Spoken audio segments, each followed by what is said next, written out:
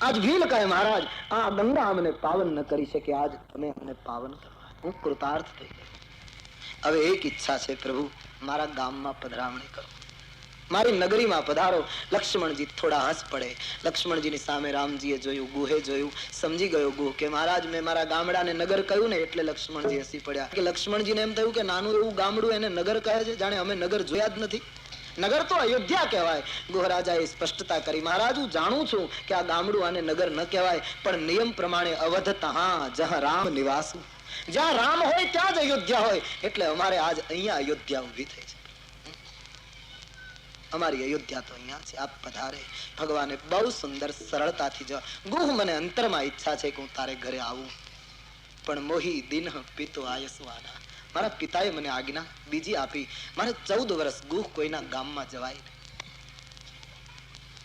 ગુહની આંખમાં અશ્રુ આવ્યા. પ્રભુ હજી એટલા અમારા પાપ ખરા કે તમે અમારે ઘરે ના આવી શકો. બોલે નહીં ગુહ, એવું નહીં માન, હું તારે ઘરે જરૂર આવું. પિતૃ આજ્ઞા તૂટે ભાઈ. ભગવાન એક કામ ન થઈ શકે શું? મારે ઘરે ના આવો તો ગઈ નહીં, ગંગાને કિનારે મારા ગામના પાદરમાં એક રાત ન રોકાવ, હું ઝૂંપડી બાંધી આપું, દર્ભની પથારી કરી દઉં.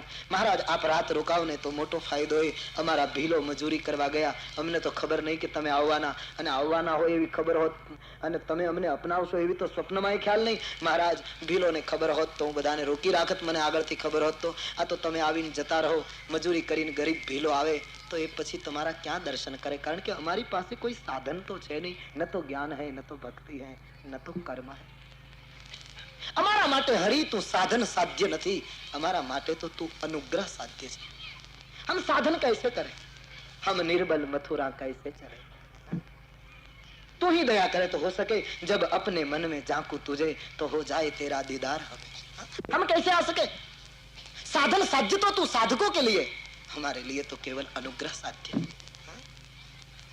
મારા ભીલો કેટલા રાજી થશે પ્રભુ તમારા દર આજની રાત રોકાવ. અતિ ભાવથી આગ્રહ કર્યો, સરકાર માન ગઈ. ભગવાન રોકાયા શિશંપના વૃક્ષની નીચે, ગંગાને કિનારે એક પર્ણકુટી બાંધી. ગુહરાજાએ દર્ભની પથારી કરી, પણ ગુહને રડવું આવી ગયું. આમાં રામ કેમ સૂઈ શકશે? કારણ કે એનું સુકોમળ શરીર છે. દર્ભની પથારીમાં ગુહરાજાએ ફૂલો લગાડ્યા, ઉપર ફૂલની ચાદર બિછાવી, કોમળ શૈયા બનાવી. સાંજ પડી, ભીલોના ટોળા આવ્યા. ગુહરાજાએ પુકાર કર્યો, દોડો, આપણો ઉદ્ધારક આવ્યો છે. ગંગા પાવન ન કરી શકી, જેના ચરણમાંથી ગંગા નીકળી એ ખુદ આવ્યો છે. ભીલો દોડ્યા, ફળ ફૂલ ચીજ વસ્તુ જે હતું રામના ચરણમાં અર્પણ કરે. લાકડાના ભારા હતા, એને પ્રભુના ચરણમાં લાકડાના ભારા મૂકી દીધા. ભગવાન પદાર્થને નથી જોતા, બધાના પ્રેમનો સ્વીકાર કર્યો. કુશળતા પૂછી. આજ પહેલી વાર ભીલોને લાગ્યું અમારી કુશળતા પૂછનારું કોઈ આવ્યું છે. ફળફૂલ અર્પણ કર્યા, ભગવાને ફળાહાર કર્યો. ગુહરાજાનું સન્માન એટલું બધું હતું, માનસકાર કહે કે ભગવાન દર્ભની પથારીમાં જ્યાં લંબાયું ત્યાં નિદ્રા આવી ગઈ. એક તો ગંગાનો કિનારો શીતળ હતો, ઠંડી હતી, બીજું ગુહનું સન્માન પણ આમાં અસર કરી ગયું. પથારી બડી સુંદર બનાવી હતી, અને ચોથું કારણ ગઈ રાતનો ઉજાગરો હતો. આ બધું ભેગું થયું, સરકાર કો નિંદા ગઈ, સ્વયં સો ગયે, શ્રી સીતાજી સો ગઈ. લક્ષ્મણજીના વ્રતનો બીજો દિવસ જાગરણનો, લક્ષ્મણજી વિરાસન કરીને બેઠા છે. ભીલ ગુહે આખા ગામના ભીલોને કહ્યું કે હાથમાં તીર કામઠા લઈ અને રામની ચારે બાજુ ચોકી કરો, કોઈ હિંસક પ્રાણી આવીને ભગવાનની નિદ્રામાં વિઘ્ન ન કરે, માટે બરાબર સાવધાન રહો. ભીલો કહે, માલિક આપ શું કહો છો? આપણા ગામમાં હિંસક આવે કોઈ દિવસ બને નહીં. તમે તો જાણો છો આપણે એટલા હિંસક છીએ કે 4-4 માઇલમાં હિંસક પ્રાણી આવતા નથી, અને આપણા ગામમાં હિંસક આવે મહારાજ. બોલે નહીં, તુમ ના સમજો, ભગવાનની ચોકી કરો. ગુહની યુક્તિ હતી. ગુહ ભગવાનની ચોકી કરવાને બાને ભીલોને જાગરણ કરાવવા માંગે છે, કારણ કે ગુહને ખબર પડી ગઈ કે તમસાને કિનારે અયોધ્યા વાસીઓ સૂઈ ગયા તો રામ છટકી ગયા, મારું ગામ સૂઈ જાય તો પ્રભુ જતો રહે, પછી અમે ક્યાં એને ગોતીએ? એટલે ભગવાને ગુહરાજાએ યુક્તિ કરી, સારા ગામને તીરકામઠા આપી જાગૃત કરી દીધા, સાવધાન કરી દીધા. આખું ગામ જાગે છે. ગામની મહિલાઓ શ્રંગવેરપુરમાં રાસ લે છે આજ, કારણ કે એને આંગણે आज ईश्वर आयो है। श्रृंगवेरपुर कौशल्या जी ने ठीक ही तो कहा था, बड़भागी बन, बिल्कुल बड़भागी है बन। सारा गांव स्वर्ग में पलट चुका था। રાત્રિના સમયે લક્ષ્મણજી જાગે છે. ગુહરાજ લક્ષ્મણજીની પાસે આવે છે. ભગવાનનું ભૂમિ શયન જોઈ ગુહરાજને વિષાદ થયો છે. અર્જુનના વિષાદ યોગમાં શ્રીમદ ભગવત ગીતા પ્રગટી. ગુહના વિષાદ યોગમાં લક્ષ્મણ ગીતાનો જન્મ થયો છે. ગુહરાજ વિષાદ વ્યક્ત કરે, મહારાજ કૈકેયીમાં કેટલા નિષ્ઠુર છે, એણે આ શું કર્યું? રામ અને સીતાને સુખના સમયે આવા દુઃખ અપાય. કૈકેયીને ગુહરાજ દોષ દેવા લાગ્યો. ત્યારે લક્ષ્મણજીએ ગુહનો હાથ પકડ્યો. હે મિત્ર, કાન ખોલીને સાંભળ, જગતમાં કોઈને દોષ દઈશ નહીં. બે ચાર વાતો લક્ષ્મણજીએ બહુ સ્પષ્ટ કરી છે, જીવનોપયોગી છે. ગુહરાજને કહ્યું, ગુહ, આ જગતમાં કોઈ કોઈને સુખ નથી આપતું, કોઈ કોઈને દુઃખ નથી આપતું. અજ્ઞાનતાને આધીન માણસ બીજા ઉપર આરોપ કરે છે, આણે મને સુખી કર્યો, આણે મને દુઃખી કર્યો. સુખ અને દુઃખ એ તો ગુહ પોતાના કરેલા કર્મનું ફળ છે. આ જગતમાં જે કંઈ દેખાય છે ગુહ, એ બધું મોહનું મૂળ છે. પરમાર્થ કેવલ રામના ચરણારવિંદમાં છે. ગુહરાજ સ્વપ્નમાં ભિખારી રાજા બને, જાગ્યા પછી એ રાજા નથી હોતો. સ્વપ્નમાં રાજા ભિખારી બને, જાગ્યા પછી એ ભીખ નથી માંગતો હતો. સ્વપ્નમાં બધું લાગે છે. એમ આ જગતની રાત્રિમાં, મોહની રાત્રિમાં દરેક વ્યક્તિ ગુહ નાના મોટા સપનાઓ જોવે છે. સબ સપને હે ગુહ. કોઈ સંયોગનું, કોઈ વિયોગનું, કોઈ હર્ષનું, કોઈ શોકનું, બધા સપના જોવે છે. આ સંસારની રાત્રિમાં ગુહ કોઈ યોગીઓ, કોઈ ભજનાનંદી પુરુષો જાગે છે. જગત મોહનું મૂળ છે ગુહ, પરમાત્માના ચરણમાં જ પરમાર્થ છે એમ કહી એક સુંદર સૂત્ર જગતને આપ્યું. સખા પરમ પરમારથ એહુ, સખા પરમ પર, સખા પરમ પરમારથ એહુ, સખા પરમ પરમા મન ક્રમ બચન રામ પગને હું. મન વચન અને કર્મથી રામજીના ચરણમાં નિષ્દીન પ્રેમ કરવો, આના જેવો જગતમાં સર્વોત્તમ પરમાર્થ ગુહ કોઈ નથી. આમ સૂચના પરમાર્થની આપી અને સ્પષ્ટતા કરી. ગુહરાજ, રામ બ્રહ્મ પરમાર્થ રૂપા. આ રામ સાક્ષાત બ્રહ્મ છે, પૂર્ણનો અવતાર થયો છે ગુહ. આ સીતાના પતિ અને મારા મોટા ભાઈ એ તો લૌકિક સંબંધ છે. આ તો વિશ્વ વ્યાપક બ્રહ્મ આજ તારા પ્રેમને આધીન થઈ દર્ભની શૈયા પર સૂતો. ગુહરાજ ધન્ય બન્યો છે. ચર્ચા સાંભળતા સાંભળતા સવાર થઈ. ગુહરાજના જીવનમાંથી અજ્ઞાનતાની રાત્રિ જતી રહી અને વિવેકની ભોર ભઈ. ગુહરાજ સાવધાન થયો છે. સવારમાં ભગવાન રામજીએ ગુહની પાસે વડલાનું દૂધ મંગાવ્યું. બધા ભીલો જોતા રહ્યા. રામજીએ જટામાં વડલાનું દૂધ નાખીને જટા બાંધી. ત્યારે સુમંત બાળકની જેમ રડી પડ્યા. સુમંત જટા ન જોઈ શક્યા. હાથ પકડી બાબા સુમંતને સમજાવે છે. રામજી, મેં તમને આગળ કહ્યું, કોઈ અનુસંધાને આજ સુમંત પહેલી વાર રામને નાથ કહે છે. નાથ કહું અસ કૌશલ નાથા, નાથ કહું અસ કૌશલ રામ કે સાથા, લે રથ જા રામ કે. વૃદ્ધ સુમંત કહે, રામ આજ અમે અનાથ થઈ ગયા છે. એ નાથ, એ હમારે માલિક, ક્યાં રામની ઉંમર, ક્યાં સુમંતની ઉંમર. મને કૌશલ નાથે એમ કહ્યું છે કે રથ લઈને રામની સાથે જાઓ. બન દિખાઈ સુર સરી અનવાઈ, બન દિખાઈ સુર સરી અનવાઈ, બન દિખાઈ સુર સરી અનવાઈ.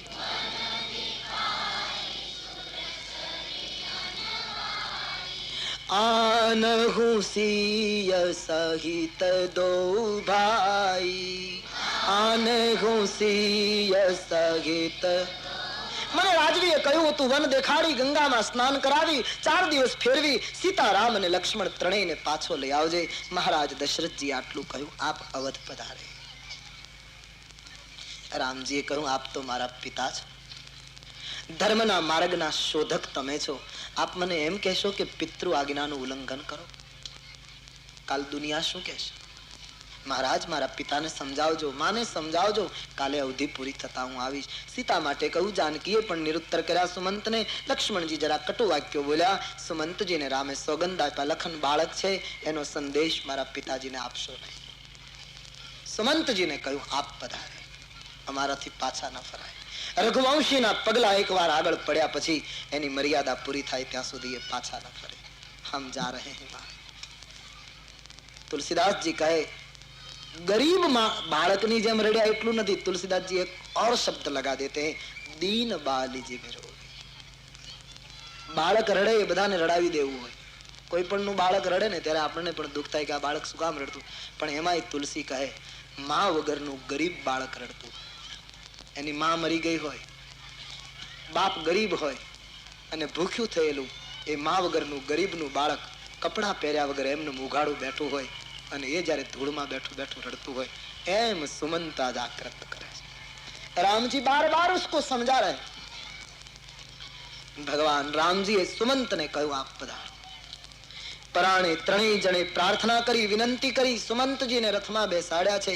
मानसकारे लख्યું છે, बरबस राम सुमंत्र पठाए, सुरसरी तीर आप चली आए। પરાણે સુમંતને રથમાં બેસાડી રથને આગળ ચલાવવાની કોશિશ તો કરી, પણ ઘોડાઓ ના પાડે છે। થોડો રથ આગળ ચાલે અને ભગવાન રામ લખન જાનકી બિલકુલ ગંગાના તટ ઉપર આવીને પ્રવાહની બિલકુલ કરીબ ઉભા રહ્યા। રામને અહીંથી સામે કિનારે જવું છે, કેવટ નૌકા લઈને બેઠો છે। राम आवीने उभा रहा। देखिए तुलसीदास जी ने अपने इष्ट देव को न तो सिंहासन दिया, न तो कोई गादी दी, न तो कोई तकिया दिया, गंगा की रेत में वैसे खड़े रखते। सुरसरी तीर आपू चली आए। भगवान उभा छे, केवट बैठो छे। અહીંથી राम गंगा पारनो प्रसिद्ध प्रकरण शुरू थाय। बड़ा अटपटा वार्तालाप है दोनों के बीच में। भगवान राम ने सामे किनारे जવું અને પેલો ના પાડે।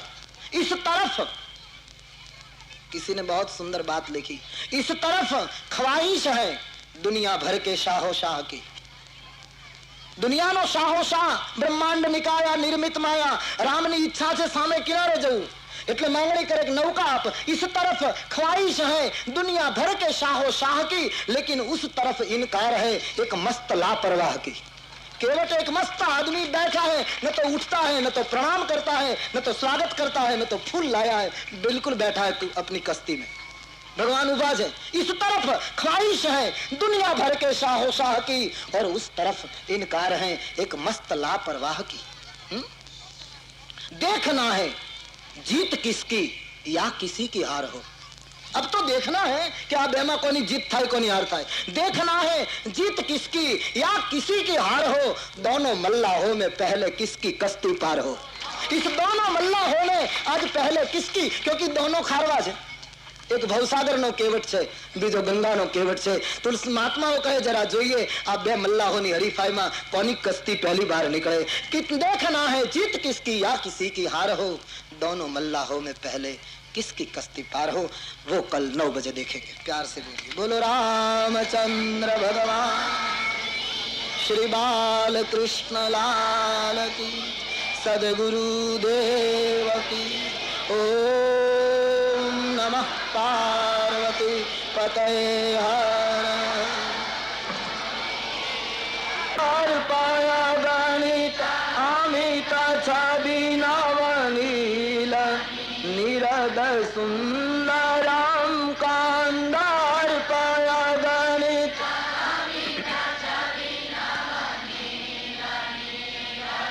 सुंदरम पट पीतमान तड़ित रुचि सुचि नौमि जनक सुतावरम पट पीतमान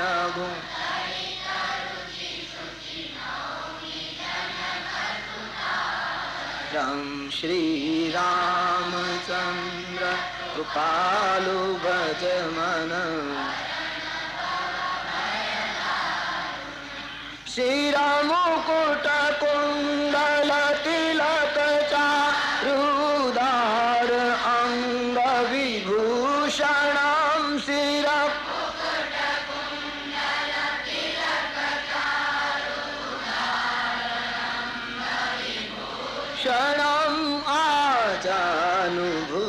सर चाप धर संग्राम जित खर दूषणम आजानु भुज सर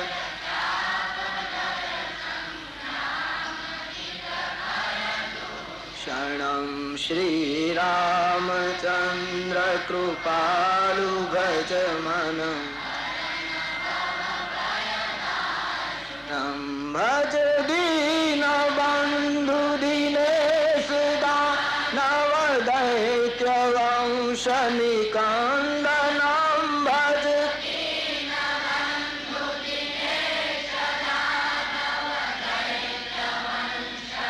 कंदनम रघुनंद आनंद कंद कौशल चंद दशरथ नंदनम रघुनंद आनंद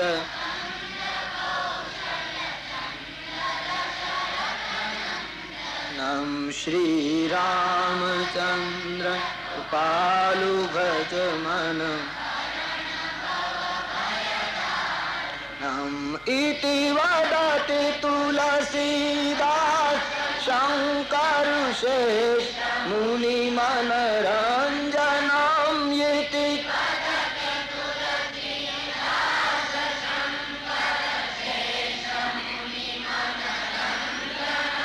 मम हृदय कंज निवास कुरु कामादि खलदल गंजनम मम हृदय कंज निवास कुरु कामादि खल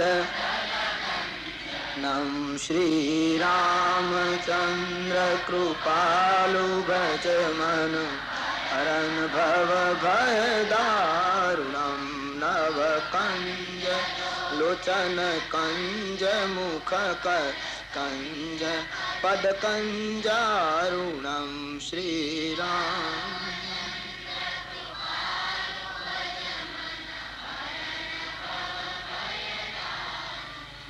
बरबस राम सुमंत्र पठाए बरबस राम सुमंत्र बरबस राम सुमंत्र पठाए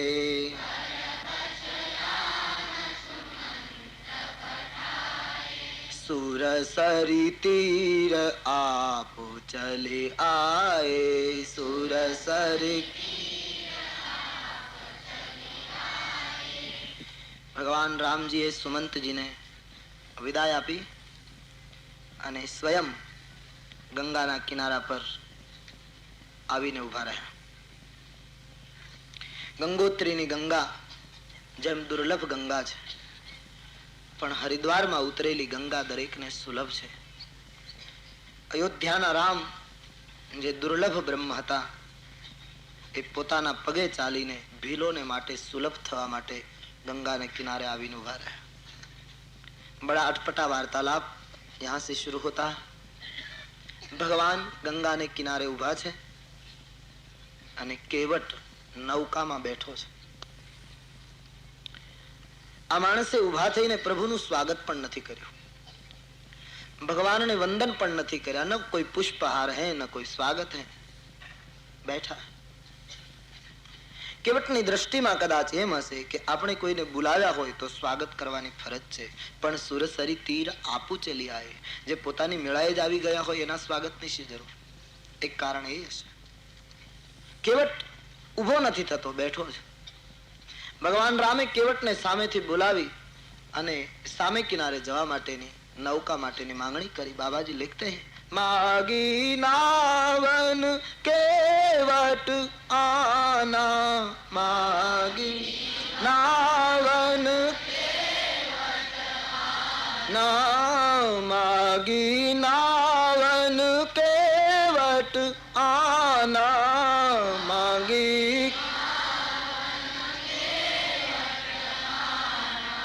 कही तुम्हार मरम में जाना, कही तुम्हार मरम में जाना, कही तुम्हार मरम मैं जाना।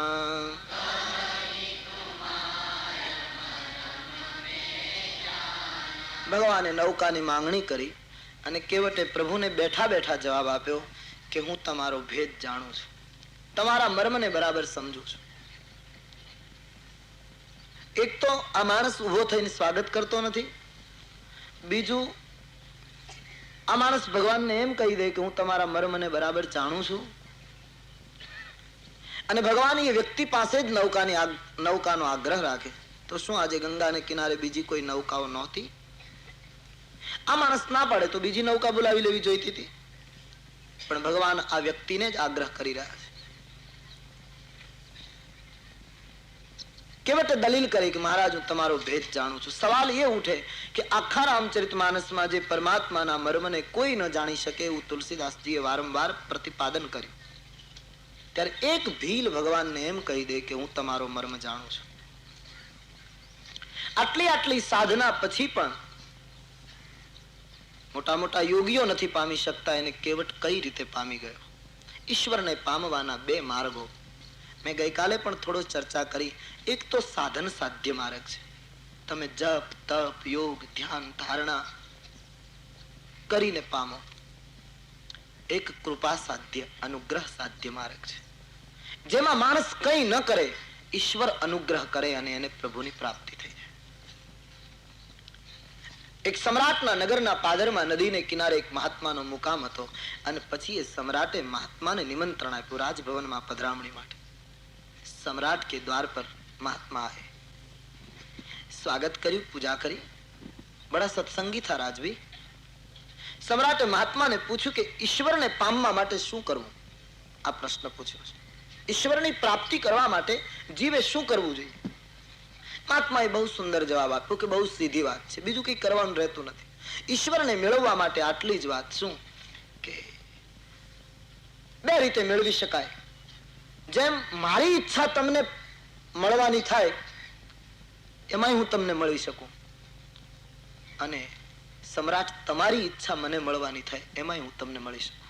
બે વાત છે. એક માર્ગ છે મારી ઈચ્છા સમ્રાટને મળવાની થાય, પણ એ માર્ગમાં થોડીક મુશ્કેલી છે. પહેલા અરજી કરવી પડે, મહિના દિવસ પછી તારીખ મળે અને પછી તમારી મુલાકાત થાય. બીજો માર્ગ એ છે કે તમને મને મળવાની ઈચ્છા થાય ત્યારે એક જ મિનિટમાં તમે મને બોલાવી શકો. એક માર્ગ છે અરજી કરવાની, જપ કરવાની, સાધના કરવાની પ્રભુને પ્રાપ્તિનો. બીજો માર્ગ છે જ્યારે સ્વયં હરિ આવીને ઉભો રહે. કેવટનો માર્ગ છે કૃપા સાધ્ય માર્ગ. કેવટ જ્ઞાનને કિનારે નથી બેઠો. એક વસ્તુ એ પણ ગંભીરતાથી સમજી લઈશ પ્રસંગ કે ભીતર જાય. કેવટ ગંગાને કિનારે બેઠો છે.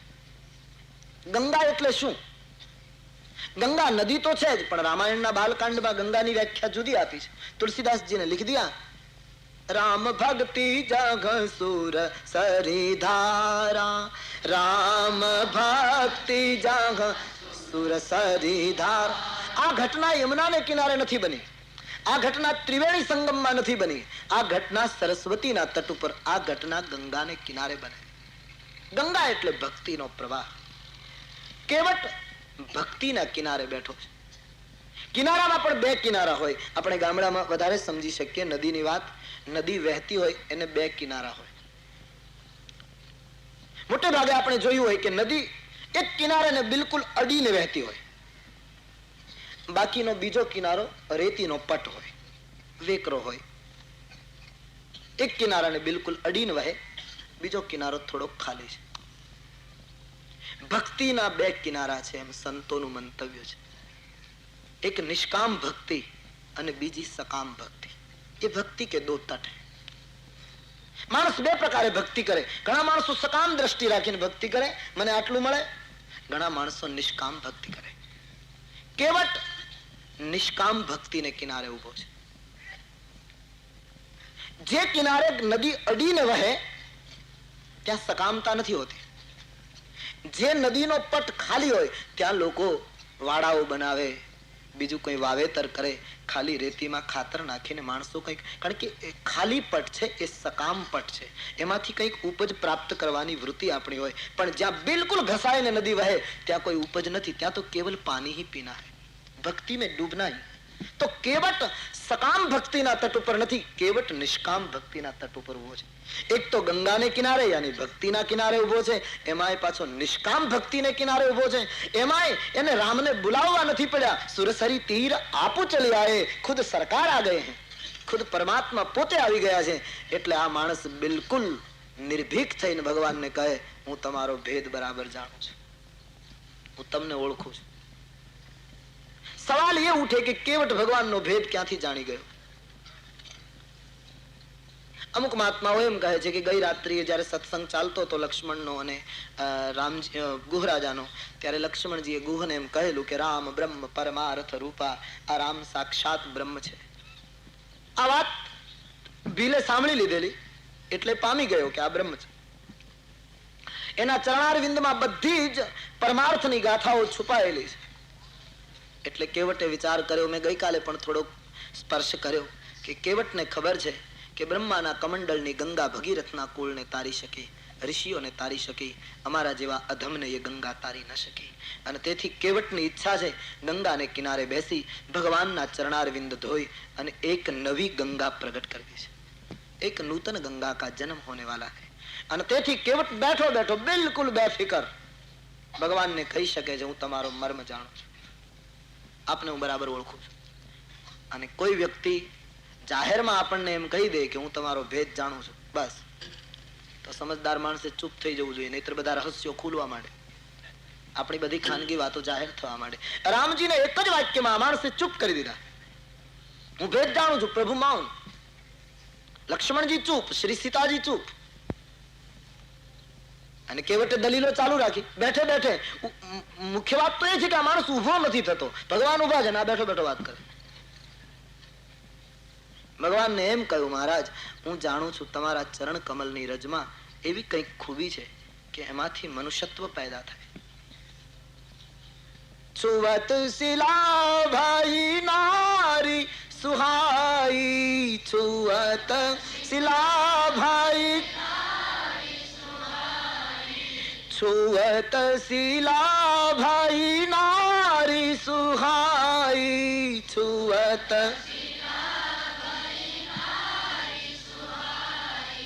પાહન તેન કાઠ કઠિનાઈ, પાહન તેન કાઠ કઠિનાઈ, તરનિઘ મુનિ ઘરની હોઈ જાય, તરનિઘ મુનિ ઘરની હોઈ જાય, બાટ પરે મોરી નાવ ઉડાઈ, बाट परे मोरी नाव उड़ाए, यही प्रतिपालऊ सब परिवारू, यही प्रतिपालऊ. બિલકુલ બેફિકર દલીલો કરે છે આ માણસ. મહારાજ ચરણ ધૂલમાં એવી ખૂબી છે, પથ્થરને અડી તો એમાંથી સ્ત્રી ઉત્પન્ન થઈ. મહારાજ પથ્થર કરતા લાકડું કઈ કઠિન ન હોય, પથ્થરની જડતા કરતા લાકડું તો નરમ હોય, અને એમાં આ નૌકા તો પાણીમાં રહી રહી અને વધારે નરમ થઈ ગઈ છે. તેથી મહારાજ આપને સામે કિનારે જવું હોય તો મારે આપને એટલું જ કહેવાનું કે આ નૌકા મારા આજીવિકાનું કેન્દ્ર છે. આ નૌકા દ્વારા હું સમગ્ર પરિવારનું પાલન કરું છું, આ સિવાય હું બીજો કોઈ ધંધો જાણતો નથી. લોકોને બેસાડી સામે કિનારે લઈ જાઉં, એમાંથી જે કંઈ ઉતરાય મળે એમાં મારા કુટુંબનો નિર્વાહ થાય. આ માણસે ગર્ભિત એમ કહી દીધું કે નૌકામાં બેસાડીને લોકોને તારવા આ જ મારી પ્રવૃત્તિ છે, આ સિવાય હું બીજું કંઈ નથી જાણતો. એનો અર્થ એમ થાય કે હું લોકોને તારવાનું શીખ્યો છું, મેં અત્યાર સુધીમાં કોઈને ડૂબાડ્યા નથી. આ સિવાય મને બીજું નથી આવડતું, મને આટલું આવડે છે લોકોને તારવા, આ સિવાય બીજું મને કંઈ આવડતું નથી. આ દ્વારા મારા કુટુંબનું પરિપાલન થાય છે. અને મહારાજ માણસ એમ ઈચ્છે કે ભગવાનના ચરણ નૌકામાં પડે તો નૌકાનો ઉદ્ધાર થઈ જાય. જેમ અહલ્યાને ભગવાનની ચરણ ધૂળ અડી તો અહલ્યાનો ઉદ્ધાર થઈ ગયો, એમ નૌકાને અડે તો નૌકાનો ઉદ્ધાર થઈ જાય. ઉદ્ધાર કોને ન ગમે, પણ કેવટ ઈચ્છે છે નૌકાનો ઉદ્ધાર ન થાય. तुलसीदास आप ध्यान से जरा इस गंभीरता से इस प्रसंग को सुने. केवटे अहल्या ने तुलसीदास जी अहल्या ने અને કેવટની નૌકાને બંનેને બુદ્ધિની ઉપમા આપી છે. અહલ્યા પણ બુદ્ધિ છે અને નૌકા પણ બુદ્ધિ છે. અહલ્યા જે પથ્થર બની ગઈ, એને રામની ચરણ ધૂળ અડી તો એનો ઉદ્ધાર થઈ ગયો.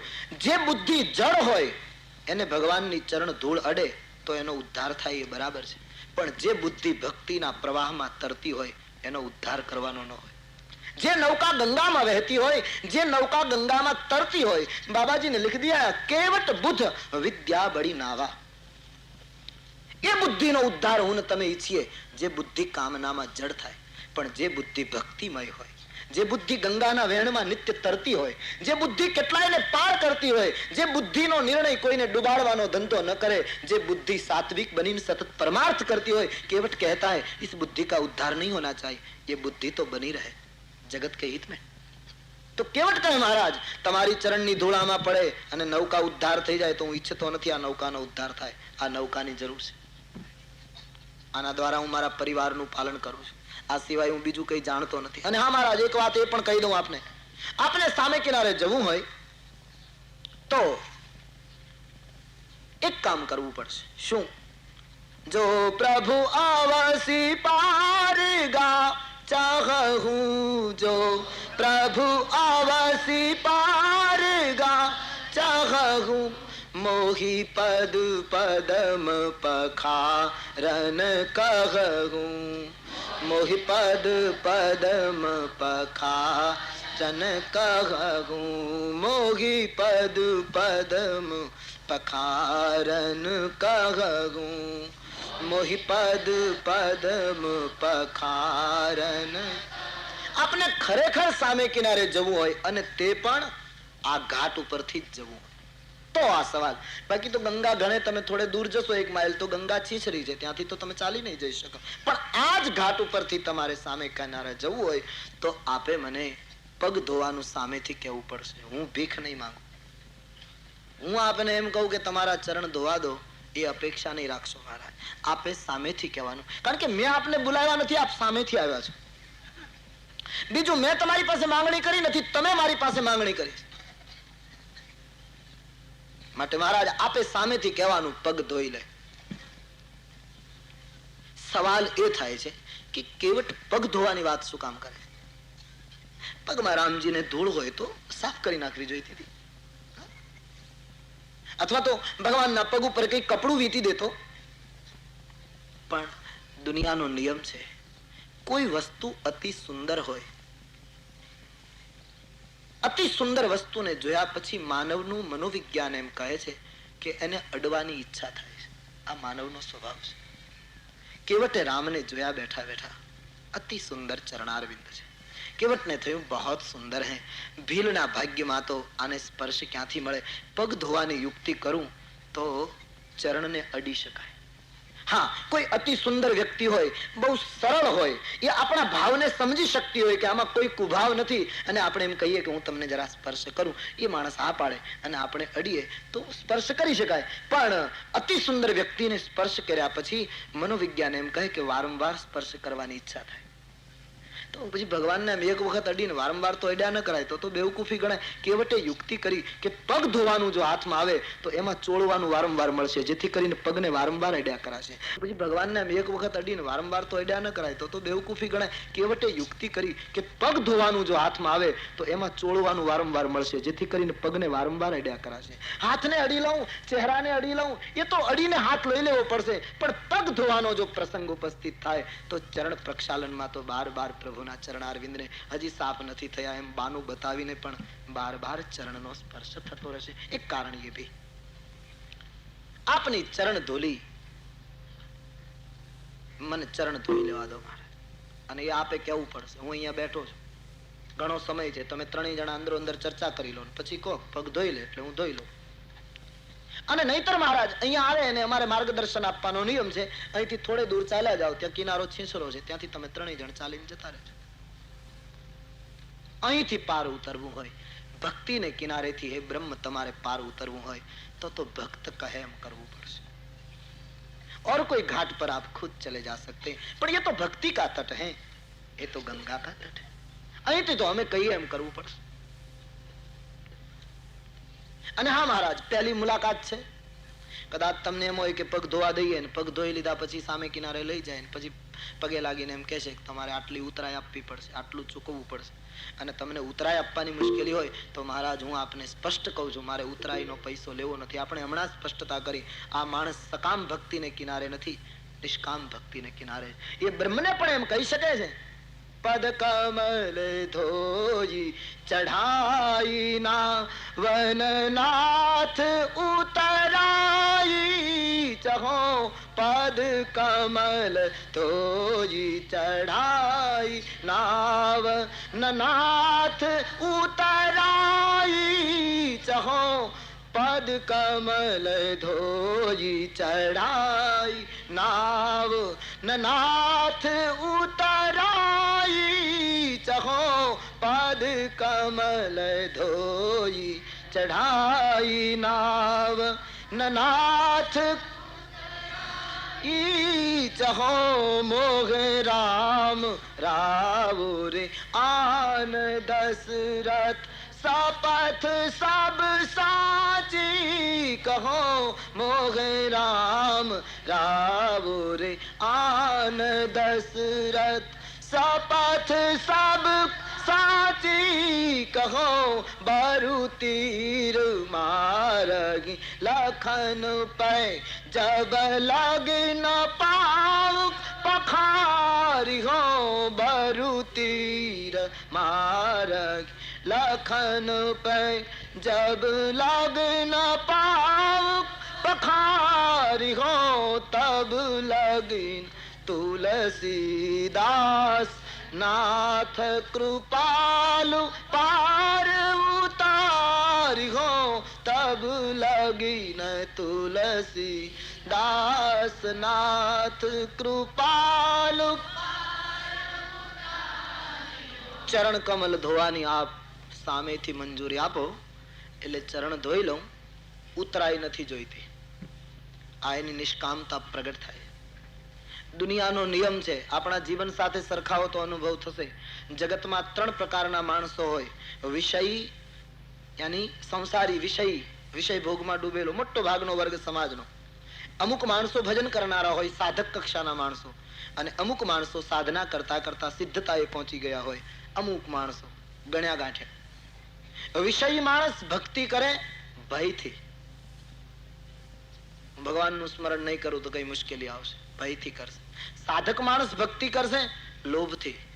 ભલે બીજો લોભ નહીં હોય તો પ્રભુ દર્શનનો લોભ હશે, પણ સિદ્ધ માણસ ભક્તિ કરશે જેને લોભ પણ ન હોય, જેને ભય પણ ન હોય. કેવટ બંને બાજુમાં સફળ થયો. એને ભગવાનને કહ્યું, મહારાજ મારે ઉતરાઈ નથી જોઈતી. એનો અર્થ એમ થયું કે મારે કોઈ લોભ નથી. અને ભગવાનના સોગંદ બોલીને બોલ્યો કે મહારાજ તમારા ને તમારા પિતાના સોગંદ ખાઈને કહું છું, ઉતરાઈ નહીં લઉં. કેટલો આગળ વધ્યો આ માણસ. એ સોગંદ બોલ્યો અને લક્ષ્મણજીની આંખ ફરી ગઈ. તારી આ હિંમત! ક્યારનો ભગવાનને દબાવે છે કે ગંગાનો આરો છીસરો છે, ત્યાંથી જતા રહો, અહીંથી ઉતરવું હોય તો આમ કરવું પડશે, માંગણી તમે કરી છે, હું તમારો મર્મ જાણું છું, તમારે સામેથી કહેવું પડશે. ક્યારનો ભગવાન લક્ષ્મણજી એકદમ રોષમાં આવી ગયા. નિશંગમાંથી તીર ખેંચી કેવટને મારવા માટે પોણા ભાગનું તીર લક્ષ્મણજીએ ખેંચ્યું. કાળ કાપી ગયો. કેવટે જોયું આની ભક્તિમાં ભય પણ નથી, એ સાબિત થાય. એમણે એમ કહ્યું, મારું તીર મારહી લખન પै જબ લગીન પાવ પખારી હો. આ લક્ષ્મણજી કાળ છે હું જાણું છું, નહીતર લક્ષ્મણજી એટલે તે લખન સકોપ. જનકની સભામાં જ્યાં થોડાક ઉગ્ર વાક્યો લક્ષ્મણજી બોલ્યા, લખન સકોપ બચન જબ બોલે, ત્યાં તો ડગમગાની મહિદી ગજ ડોલે. એક કડક વાક્યો જ્યાં બોલ્યા ત્યાં સિંહાસનો કાપવા લાગ્યા, દિગ્પાળો ધ્રુજતા હતા. એની સામે ગંગાની નૌકામાં બેઠેલો એક ભીલ લક્ષ્મણજીના બાણને જોઈને એમ કહે, બારું તીર મારહી લખન પै જબ લગીન પાવ પખારી હો. આની ભક્તિમાં ભય પણ નથી. લક્ષ્મણ બાણ મારે તો મરવાની તૈયારી છે. બાકી તમે એમ માનતા હો કે હથિયાર બતાવીને હું ગભરાવી દઈશ, મહારાજ મને મરવાની ચિંતા નથી. અને ભગવાન રામજીને વ્યંગ કર્યો કે વટે તમારા ભાઈએ તીર ખેંચ્યું છે મને મારવા માટે. પોણા ભાગનું તીર ભાથામાંથી બહાર નીકળી ગયું, 2-3 આંગળ જ અંદર છે.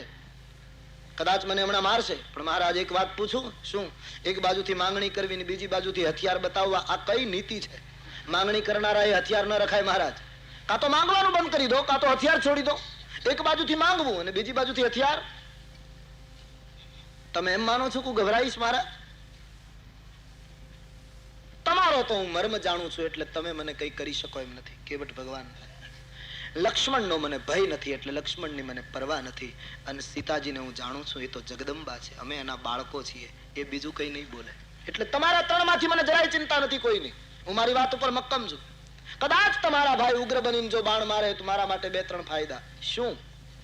બોલે મોટામાં મોટો ફાયદો એ કે ગંગામાં પૂર આવે, અકસ્માતમાં તણાઈને મરી જાઉં એના કરતા શેષા અવતારના હાથે મારું મોત થાય. લક્ષ્મણજી મને મારે, આ મારો પહેલો ફાયદો.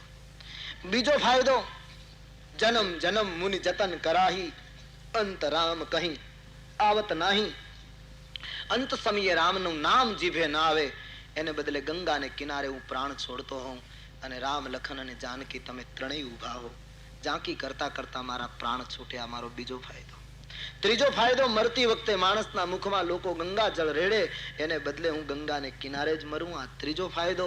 અને સૌથી શ્રેષ્ઠ ફાયદો એક ભીલ તરીકે મને એ થશે કે જો લક્ષ્મણ બાણ મારે ને મારું મૃત્યુ થાય તો મારી પત્ની અને કુટુંબીઓ રડતા રડતા આવશે, પ્રભુ તમારો સ્વભાવ બહુ ઉદાર છે એટલે બાકીના ભીલોને સંતોષ અને રાજી કરવા માટે તમારે મારી સ્મશાન યાત્રામાં હાજરી આપવી પડશે.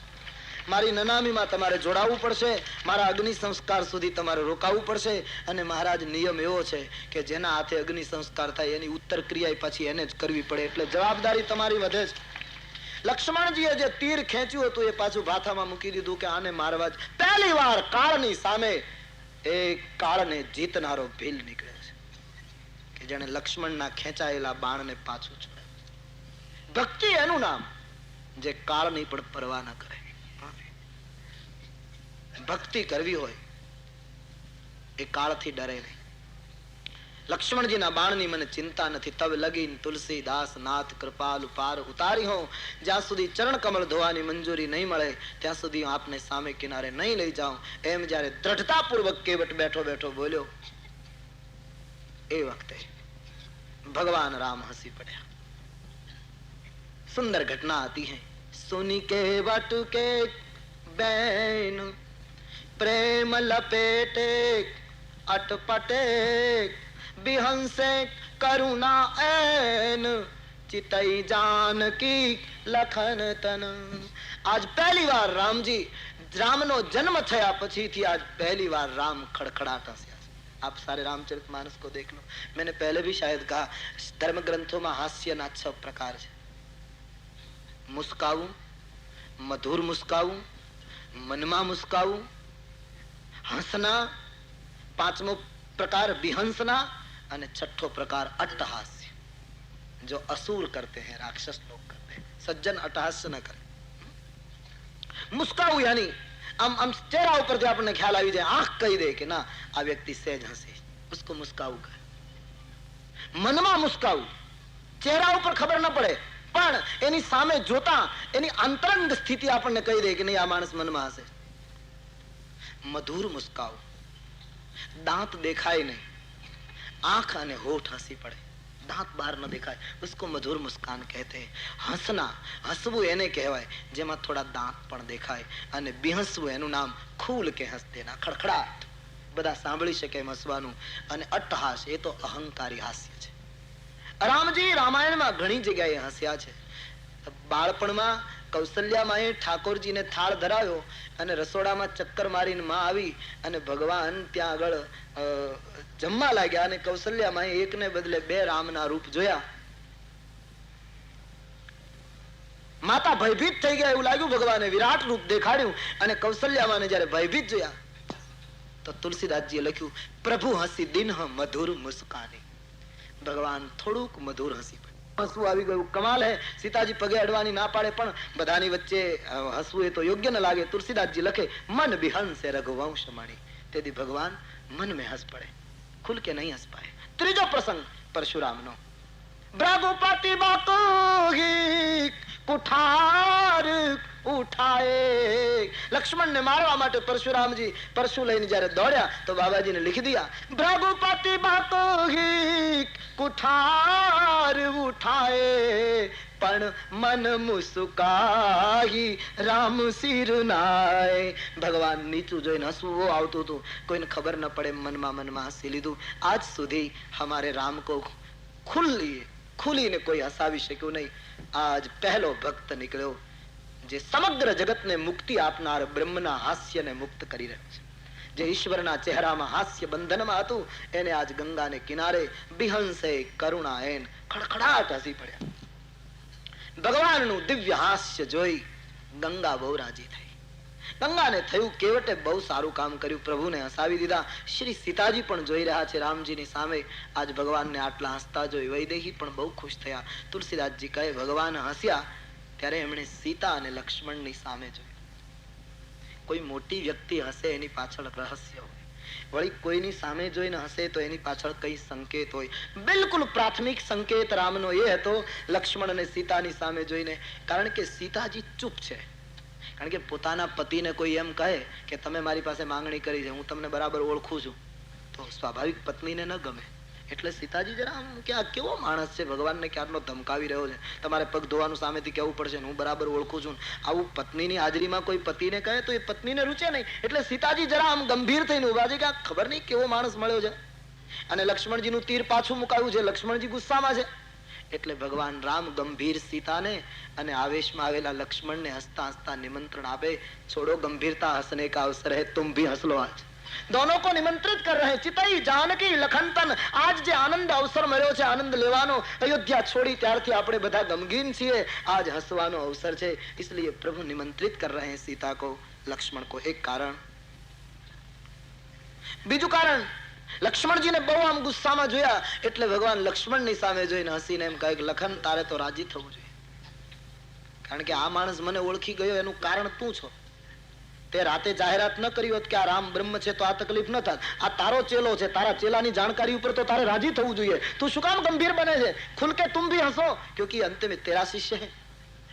તું જેમ વીરતાથી વાતો ક્યારેક ક્યારેક કરે છે, એ તારો ચેલો પણ વીરતાથી વાત કરે. તારે તો તારા શિષ્ય ઉપર ગૌરવ લેવો જોઈએ, એટલા માટે હશે. સીતાજીની સામે જોઈને હસ્યા એનું કારણ જાનકીને ભગવાન કહે, શબ્દ આવે છે બિહંસે કરુણા એન, કરુણાના મંદિર પ્રભુ હસ્યા. કારણ કે કરુણા નિધાન શબ્દ સીતાજીનો છે. રામજીનું નામ કરુણા નિધાન સીતાજીએ રાખ્યું છે. ભગવાન કહે જાનકી આજ તો તમારે રાજી થવું જોઈએ, કારણ કે તમે મારું જે નામ રાખ્યું છે એ નામ આજ સાર્થક થઈ રહ્યું છે. આજ સુધી તો હું દુર્લભ રામ હતો, આજ સુધી તો અયોધ્યાના દરબારીઓનો રામ હતો, પણ આજ કરુણા એન રામ ભીલો ને સુલભ થતો જાય છે. તમારું આપેલું નામ આજ સાર્થક થાય છે, એટલે વૈદેહી તમારે પણ આનંદ લેવો જોઈએ. માટે પ્રભુ સીતા અને લક્ષ્મણની સામે જોઈને હશે. એક ત્રીજું કારણ, બહુ પ્રસિદ્ધ કારણ આપણું, કે ભગવાન સીતાની સામે જોઈને હસ્યા એટલા માટે કે ભગવાન સીતાને જાણે વ્યંગમાં એમ કહી રહ્યા કે તમારા પિતાએ તમારી જેવી સુંદર કન્યા મને કન્યાદાનમાં આપી, તોય મેં જમણા પગનો એક અંગૂઠો ધોવા દીધેલો. આ આપવાનો કાંઈ નથી, બંને પગ આખે આખા ધોઈ નાખવાના. અને તમારા પિતા તો સોનાનું પાત્ર લઈને બેઠા હતા અને 2-4 વાર મને કીધું કે પગ પધરાવો, ત્યારે માંડ મેં એક અંગૂઠો ધોવા દીધો. અને આ તો એમ કહે કે તમારે સામેથી પગ લાંબો કરવાનો, ધોઈ લે, માંગવાનો પણ નથી. એટલા માટે સીતાજીની સામે જોઈને હસ્યા.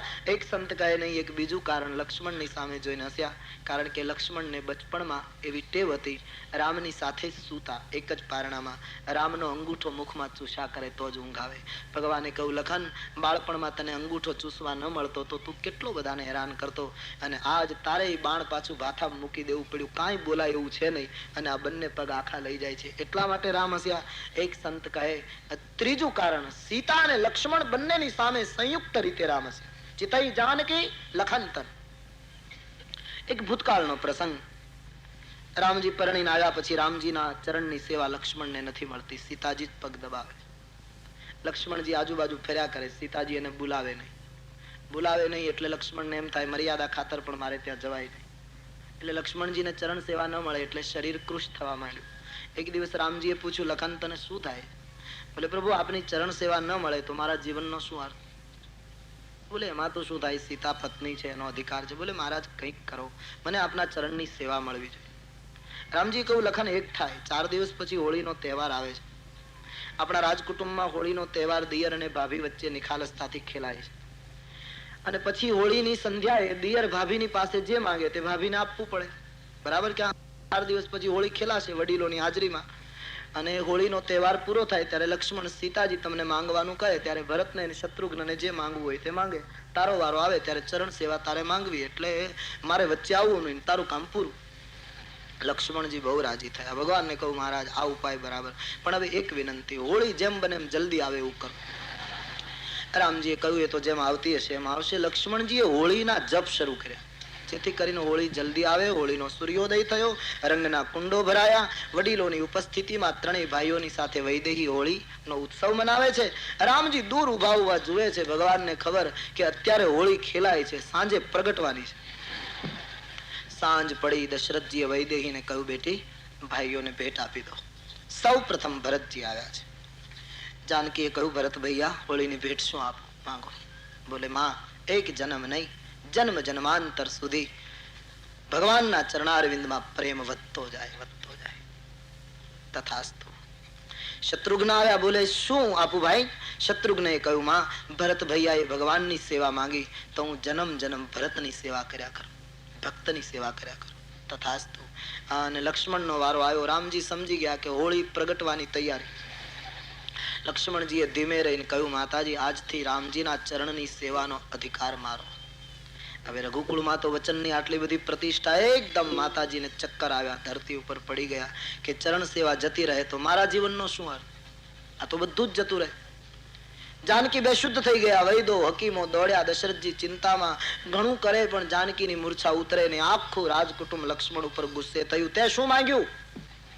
સીતાને શું થયું? બધા લક્ષ્મણ ઉપર નારાજ. લક્ષ્મણજી ગભરાયા કે શું કરું? દોડતા રામ પાસે ગયા. મહારાજ મારે કઈ નથી જોઈતું, આ મૂર્છા ઉતરે એવું કરો. આખું ઘર મારી સામે દુશ્મનની જેમ જુએ છે. રામજીએ કહ્યું એમાં હું શું કરું? તું આવું માંગે તો આમ જ થાય. બોલે શીખવું તમે ઠપકો તમે આપો છો. ભગવાન રામે કહ્યું લખન એક કામ કર, જાનકીને ધીમે રહીને કહી દે જમણો પગ મારો, ડાબો પગ તમારો. બંને જણ એક એક પગ વેચી લો એટલે તકરાર. સંસ્કૃત સાહિત્યનો નિયમ છે કે બધું લૂંટાઈ જતું હોય, અર્ધું બચે એને બચાવી લે, એનું નામ વિદ્વાન માણસ. અર્ધ તજહી બુદ્ધ સર્વસ જાતા. અને તેથી સીતાજીને કહ્યું માતાજી જમણો પગ મારો, ડાબો તમારો. જાનકીની મૂર્છા ઉતરી ગઈ. એક એક પગની સેવા વેચાઈ ગઈ. રામજીએ ગંગાને કિનારે બંનેને એ ભૂતકાળની હોળીનો તહેવાર યાદ કરાવ્યો કે વૈદેહી તે દિવસે એક એક પગ માટે તમે બંને તકરાર કરતા હતા અને આજ બંનેએ ચૂપચાપ ઊભું રહેવાનું અને આ માણસ બંને પગ ધોઈ નાખે. એટલે રામ હસ્યા. એક છેલ્લું કારણ જે મહાત્માઓ બતાવે છે કે કેવટ ગત જન્મમાં સમુદ્રનો કાચબો હતો. તુલસીદાસજીએ તો આ નિવેદન નથી કર્યું, મહાત્માઓનું એવું મંતવ્ય છે. તુલસીદાસજી કેવટના પૂર્વ જન્મમાં નથી ગયા. એનું કારણ કદાચ એ પણ હોઈ શકે કે કેવટના પૂર્વ જન્મની ચર્ચા કરવામાં આવે તો કદાચ કોઈ એવું આશ્વાસન લે કે કેવટે આ જન્મમાં સાધના નથી કરી પણ ગયા જન્મમાં કરી હશે એટલે એને રામ મળ્યા. તુલસી તો એમ કહે છે નહીં, એને ગયા જન્મમાં કંઈ કર્યું નહોતું, એને રામ મળ્યા છે એ બીજું કોઈ કારણ નથી, અનુગ્રહ સાધ્ય રામ મળ્યા છે. ન તો ભૂતકાળ में कोई साधना थी, न तो कुछ किया था, राम अपने आप ही आ गए. बस કૃપા સાધ્ય રામ એના દ્વારા ઉભા છે. બાકી મહાત્માઓનું મંતવ્ય ખરું કે કાચબો હતો અને શેષની પથારી ઉપર ભગવાન શયન કરતા હતા, ત્યાં ભગવાનને પગે અડવા ગયો તો શેષજીએ ફેણ મારીને એને મારી નાખ્યો. એ ભગવાનના ચરણે અડવાના ભાવથી મૃત્યુ પામેલો જીવ મહાત્માઓ માને છે આ જન્મમાં કેવટ બન્યો અને એને ગયો જન્મ યાદ રહ્યો કે આ લક્ષ્મણજીએ મને ભગવાનને પગે અડવા નહોતો દીધો, આજ બંને પગ ધોવું નહીં ત્યાં સુધી છોડવું નહીં.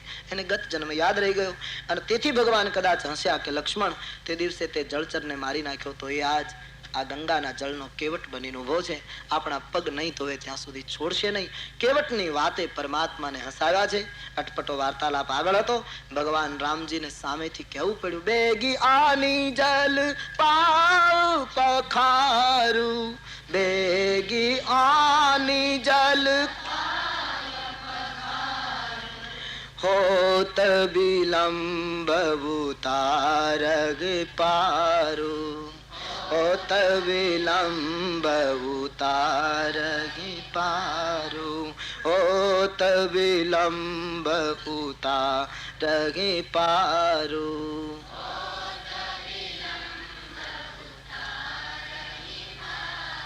ભગવાને સામેથી કેવટને કહું બે ગયા આની જલ, જલ્દી જળ લઈ આવ. સામેથી પ્રભુને કહેવું પડ્યું પગ ધોઈ લે. ત્યાં સુધી તો બરાબર, પણ અડધી ચોપાઈમાં રામજી એમ બોલ્યા છે હોત વિલંબ, મોડું થાય છે. એવું શું મોડું થતું હતું ભગવાન? ભગવાનને એવી કઈ જગ્યાએ પહોંચવું હતું. ભગવાન કહે નહીં, જલ્દી કર, ઉતાર અમને સામે કિનારે, અમારે પાર થવું છે, જલ્દી કર. ભગવાન ઈશારો કરે છે કેવટને કે કેવટ, હું તને જેટલો સરળતાથી મળ્યો છું એ જ રીતે મારે ચિત્રકૂટના ભીલોને સરળતાથી મળવું છે. ભીલો મારી પાસે નહીં આવી શકે, મને એની પાસે જવાની ઉતાવળ થઈ છે. તું જલ્દી કર, મુझे વહાં પહોંચના. એ ભીલોને અપનાવવા છે. હો તો વિલંબ ઉતારઈ, વિલંબ ન કર, જલ્દી કર. કેવટે ભગવાનને કહ્યું, મહારાજ આપે મંજૂરી આપી એટલે ધન્યવાદ, બાકી ઉતાવળ નહીં થાય, જે થશે એ બધું અમારી રીતે થશે. ભગીરથને ગંગા અવતરણ કરવા માટે મહારાજ કેટલી પેઢીઓ ગઈ. અમારે તો એક જન્મમાં બધું પૂરું કરવું છે, એટલે થોડીક તો વાર લાગે ને. અમારે નવી જે ગંગા ઉત્પન્ન કરવી છે લાકડાની કાથરોટમાં, એમાં થોડીક તો વાર લાગશે. બોલે શું વિલંબ છે? બોલે મહારાજ આપ થોડી વાર ઉભા રહો, અમે બીજું કઈ નથી જાણતા, પણ એટલું તો જરૂર જાણીએ કે મંગલ કામ કરવું હોય તો પત્નીને સાથે રખાય. મારા કુટુંબને, મારા પરિવારને બધાને બોલાવી આવું, બધા ઉત્સવ મનાવીને આ કાર્ય કરીએ. લક્ષ્મણજીએ ભગવાનને કહ્યું કે મહારાજ હવે બધાને બોલાવશે અને બધા તૈયાર થશે. રામજી કહ્યું પણ હવે આપણે એવા કિનારે જ છીએ કે આમાં ક્યાંય હલાય એવું છે ને. ભગવાન ઉભા છે, કેવટ ગયો છે, આખું કુટુંબ આવ્યું છે. પત્નીએ કેવટને કહ્યું, ભગવાનના ચરણ ધોવાનું સદભાગ્ય મળ્યું છે, ત્યારે આપણા ઘરમાં સોના ચાંદીનું પાત્ર હોત તો આપણે ધોઈ શકીએ, પણ સોનું ચાંદી તો આપણે ગરીબ આપણા ઘરમાં નહીં, પણ એક ત્રાંબાનું પાત્ર છે, લઈ લઉં. કેવટે ના પાડી, નહીં. કયા પાત્રમાં ચરણ ધોવાય એમ નિર્ણય કર્યો છે. મારી નૌકામાં પાણી ઉલેચવા માટે જે કાથરોટ છે એમાં ચરણ ધોવાય. નૌકામાં ભગવાન બેસે અને એ લાકડાની નૌકાને પ્રભુના ચરણનો લાભ મળે, અને એ જ લાકડામાંથી બનેલી કાથરોટને પ્રભુના ચરણનો લાભ ન મળે તો એ કાથરોટ મને ઠપકો આપશે કે અમે એક જ નાતના, આને રામ મળે ને મને કેમ ન મળે. અને નૌકા તારવાનું કામ કરે છે દેવી, પણ એ નૌકામાં જયારે પાણી ભરાતું હતું ત્યારે બધાને ડુબાડવાની તૈયારી કરતી હતી. એ વખતે આ કાથરોટે પાણી ઉલેચીને બીજાને તારવાનું કામ કર્યું છે. આનું કર્મ મિથ્યા ન જવું જોઈએ, માટે લાકડાના કાથરોટમાં પગ ધોઈશ. પેલી કહે પણ પવિત્ર ધાતુમાં. બોલે ના, ધાતુ પાણી ચૂસી ન શકે. ચરણામૃત ભેગું થયું એ બધાને આપી દઈશું એટલે ધાતુ હતી એવી ને એવી થઈ જશે. લાકડામાં ધોઈએ તો લાકડું થોડું પાણી ચૂસી લે, અને ભગવાનના ચરણામૃત વાળી કાથરોટ પછી એમને ભીની રહેશે. હું તને રસોડામાં રસોઈ કરવા આપી દઈશ તો ભગવાનના ચરણામૃતથી ભીંજાયેલા પાત્રમાં તું રોટી બનાવીશ તો ચરણામૃતથી ભીંજાયેલા પાત્રમાં બનેલી રોટી આપણે ખાઈશું તો મારી તારી બુદ્ધિ ધન્ય બની જશે. અને મહત્વનું કારણ કેવટે પત્નીને એ કહ્યું કે ઈશ્વરના ચરણ ધોવા માટે પાત્રની જરૂર નથી, પાત્રતાની જરૂર છે. કયા પાત્રમાં તમે ધોવો એ મહત્વનું નથી, આપણી પાત્રતા કેવી છે, આપણી લાયકાત કેવી છે, આપણી કક્ષા કેવી છે, એના ઉપર આધાર છે. પત્ની કબૂલ થઈ ગઈ. આખું કુટુંબ ગંગાને કિનારે આવ્યું. ગંગાનું પાણી કેવટ ભરી આવ્યો. કાથરોટમાં એક નવી ક્રાંતિકારી ગંગા પ્રગટ થાય છે. જો અધમ કુળનો ઉદ્ધાર કરનારી ગંગા છે. હાથમાં પાણી પાત્રમાં ભરીને રાખ્યું છે. કેવટ અંદરથી બહુ ભાવ વિભોર બન્યો છે, બહારથી મક્કમ છે. પ્રભુ કો કહ રહા હૈ ચરણ રખિયો. ભગવાને ચરણ પધરાયો છે. તુલસીદાસજી વર્ણન કરે છે, જ્ઞાનીને પણ ઈશ્વરનું ચરણ મળે છે, કર્મના સિદ્ધાંતને પણ ઈશ્વરનું ચરણ મળે છે, એમ ભક્તિ અને શરણાગતિના પથિકને પણ ઈશ્વરનું. બ્રહ્માને ભગવાનનું ચરણ મળ્યું, કમંડળમાં ધોયા.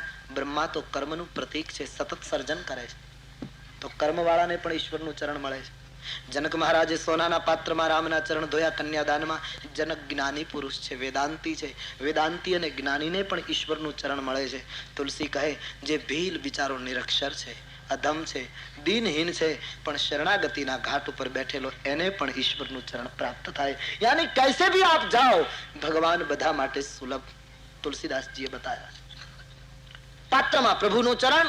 કેવટ પગ ધોવા લાગ્યો. મેં શરૂઆતમાં કહ્યું તેમ એની ઈચ્છા છે પગને વારવાર અડવું, એટલા માટે જાણી જોઈને ખૂબ પગને ધોઈ રહ્યો છે. અને ચરણને બાર બાર ધોવામાં એટલો બધો ભાવ વિભોર બન્યો કે હાથ ડોલવા લાગ્યો. ભગવાન પોતે ડોલવા લાગ્યા. લક્ષ્મણજીએ કહ્યું મહારાજ આ કઈ પગ ધોવાની રીત છે? આમ નીચે પાત્ર મૂકે, તમને સરખી રીતે બેસાડે કોઈ ઊંચી જગ્યા ઉપર, અને પછી આપનો ચરણ અંદર નહીં ધોવે તો વ્યાજબી કહેવાય? હાથ ઊંચો તમને ઉભા રાખ્યા છે, બેસવાનું કહેતો નથી, તમારો પગ અને પછી એનો હાથ ડોલે છે, આ કઈ રીતનો? ભગવાને કેવટને કહ્યું, કેવટ આ કઈ રીતના, તું કઈ રીતે પગ ધોવે, જરા નીચે રાખીને ધોવે ને. કેવટે ઊંચે જોઈને કહ્યું, આપને શું તકલીફ છે મારે? બોલે તારો હાથ ડોલે, મારો પગ ડોલે, મને પડી જવાની બીક લાગે. કેવટે કહ્યું, મહારાજ પડી જવાની બીક લાગતી હોય તો એક કામ કરો, સહેજ નમીને બંને હાથે મારું માથું પકડી રાખો. જે માથા ઉપર કોઈ હાથ મૂક્યો નથી, બ્રહ્મ ઋષિ મુનિઓ તો અમારાથી દૂર રહ્યા, મહાત્માઓ અમારાથી ખૂબ દૂર રહ્યા, એનો હાથ તો અમારા મસ્તક ઉપર ક્યાંથી આવે? હે જગદીશ, એ બધાનું જાણે ઋણ પૂરું કરવું હોય એમ તમે તમારા બંને હાથે મારું મસ્તક પકડી રાખો. લક્ષ્મણે કેવટને ભગવાનને કહ્યું, મહારાજ આ બરાબર છે, માથા ઉપર હાથ મૂકો, બુદ્ધિ સુધરે તો જરા હેરાન કરતો બંધ થાય. ભગવાને બંને હાથ કેવટના મસ્તક ઉપર પધરાવ્યા છે અને કેવટે કહ્યું, લખન ભૈયા અબ બુદ્ધિ તો તેજ હતી, જેમાં પ્રભુના હાથ પડી ગયા, હવે તો ઓર તેજ હો જાયગી.